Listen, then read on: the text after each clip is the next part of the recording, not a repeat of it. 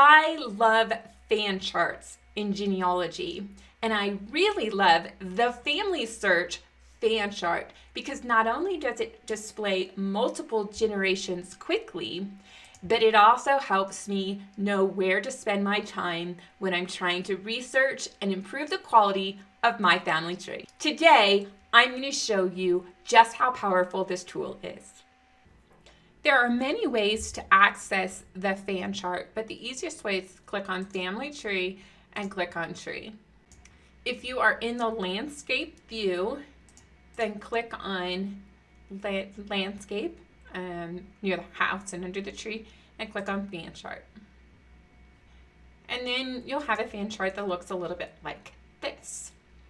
Now there are a couple of things you can do to customize your fan chart. You can click on Options, Invert Colors, and now you have the dark view with the colors showing up. The blue would be if this is you, your father's line. Your father's mother's line is green.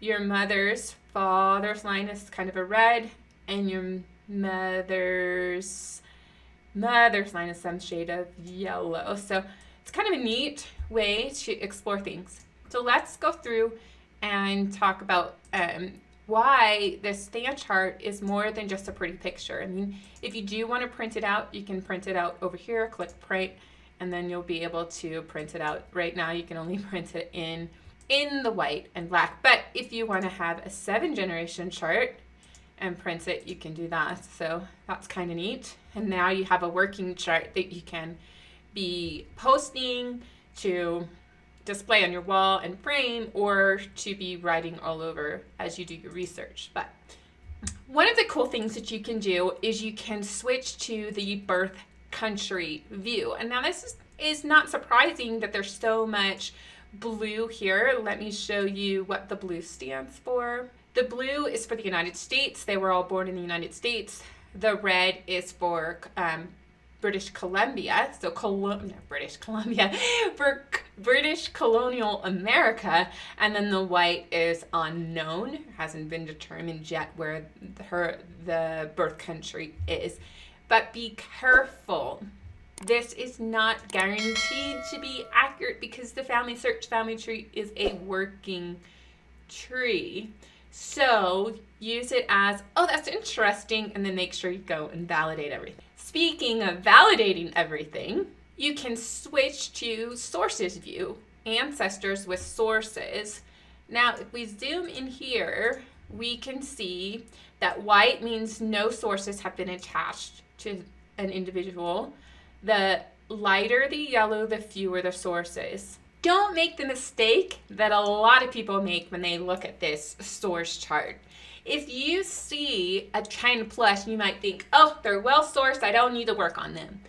Well, in previous video, I've talked about how sometimes there are duplicate sources for the same event in FamilySearch. The short answer is you may have 10 sources attached to an ancestor, and 5 of them are distinguishably different from the others, but the other 5 are duplicate of one of the 5 or all of the 5. You can even have 2 sources and 8 be duplicated. So use this as a guide, but don't assume, oh, well, they're well sourced. It is an opportunity to go and explore your family tree and know where you might be of use. Now, the other mistake a lot of people make when they see this source view is they think, oh, well, I'm just going to go over to Robert Long and start researching because there's no records for him, so surely that's where I could be of use. Notice when Robert Long was born in 1770.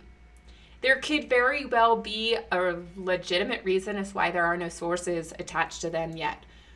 So sometimes it could be sources haven't been added to the FamilySearch family tree, but a lot of times, the further back you go, the less records that are going to be available for you. So this is a powerful tool in order to know where you could be of benefit. Just make sure you're reading what the data is telling you accurately. Now, another view that you can explore is the stories view. So this view is one as a family historian rather than somebody who just focuses on gathering records. This is where I think you can, and I advise people to be working, is start adding stories to the FamilySearch family tree. Now you might be thinking, I don't have any stories. Aha! Then you need to find my content on Facebook on how to write family histories or over on my blog. And I will show you how to turn names, dates, and places into just stories, and then you make it more enjoyable to read the details that are on the FamilySearch family tree. And this is where you can definitely know where you can be of use. The other view would also be photos. Now, not everybody's going to have photos because the further back in time, the less photos are available, but this may also be scanned documents. So maybe you have a photo of the family Bible that has the name John Long in it. Well, you need to be scanning that and putting it into the FamilySearch. So if you want a place to ensure that you can work on the tree and know that you're contributing, stories and photos. Now the final view is really nice, but it is computer generated, and that is research helps. Research helps. So in this view, you can see there's red and there's some data problems with red. Now, if I click to Sarah Burr to find out what is her data problem, a lot of times is that I need to standardize the location, and that will resolve that issue. There are also purple. These are research suggestions, and when I click to the research suggestion, I'm going to show all right there.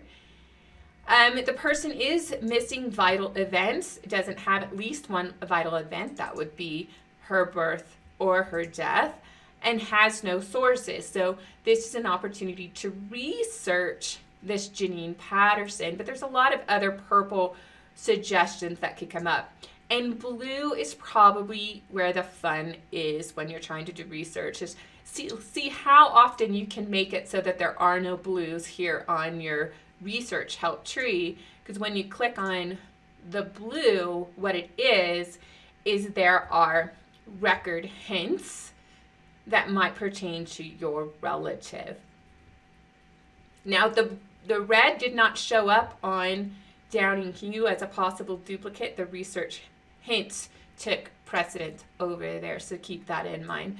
So this is a powerful view for you to be utilizing the fan chart, not just to make a cool picture to show off your family tree, but to leverage it as a way to know where you can spend your time in researching and preserving the memories of your ancestors for fun. So be sure to check out these tips right here to extend your knowledge base on using FamilySearch. If you're ready to move on from FamilySearch, try out this playlist right here.